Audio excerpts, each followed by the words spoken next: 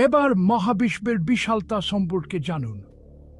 কল্পনা করুন, যদি আমাদের সূরজগৎ একটি কাফির কাপের সমান হয়, তাহলে আমাদের ছায়াপথ আকাশগঙ্গা উত্তর আমেরিকার মতো বিশাল হবে।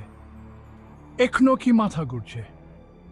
এবার সেই সংখ্যাকে 100 বিলিয়নেরও বেশি দিয়ে গুণ করুন। প্রতিটি ছায়াপথে লক্ষ লক্ষ, এমনকি কোটি কোটি তারা রয়েছে। নিজেকে ছোট মনে হচ্ছে? একটু থামুন, আরো অবাক করা তথ্য আছে। আমরা মহাবিশ্ব দেখতে পাই তার বিস্তৃতি প্রায় 66 বিলিয়ন আলোক বর্ষ।